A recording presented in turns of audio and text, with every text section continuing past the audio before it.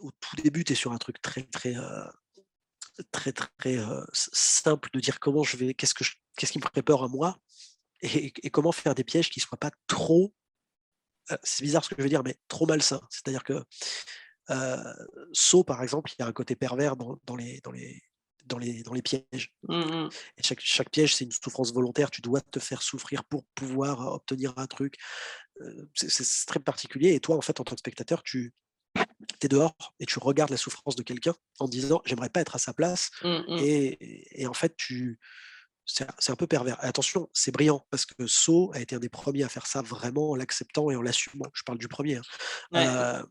C'est juste que moi, je voulais pas faire ça, je voulais créer une expérience pour le spectateur et qu'on se retrouve à côté d'elle en train de s'imaginer être à sa place. Donc très vite, l'idée, ça a été d'être sur des pièges qui soient très simples, très basiques, très basés sur des éléments naturels si possible. Donc on a le feu, on a l'eau, hem, d'être, sur des choses qu'on peut identifier facilement.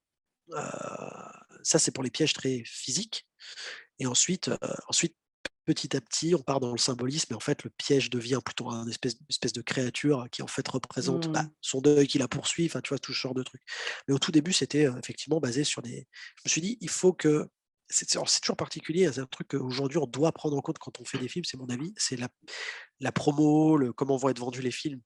Hem, Par exemple, comme tout a déjà été fait, tu fais juste des choses un peu différentes et en fait, Mmh je me mh. suis dit: «Tiens, on va vendre le film sur un espèce de cube entre Cube et Saw, c'est logique de toute façon, qu'il y ait un public qui veut voir ça. Il se dit: «Oh, ouais, on va voir une nana qui est dans un tube et il y a plein de pièges et est-ce qu'elle va s'en sortir et tout?»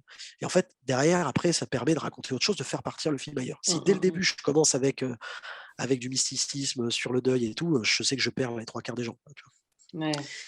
Donc c'est ce que j'avais essayé de faire avec Hostile aussi d'ailleurs, où même si Hostile, c'est un film beaucoup plus clivant de toute façon, tu as quand même 15 minutes de post-apo. C'est-à-dire que généralement, ceux qui aiment pas le film me disent: «Ah putain, c'est dommage parce que les 15 premières minutes, c'était génial et après on s'emmerde et puis il y a une histoire d'amour et on s'en fout».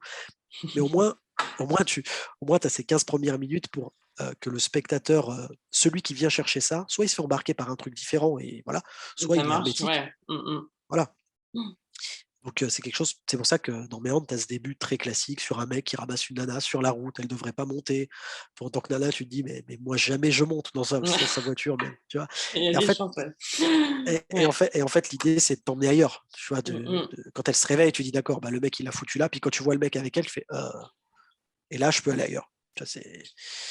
C'est ouais, c'est compliqué à faire, mais mais bon.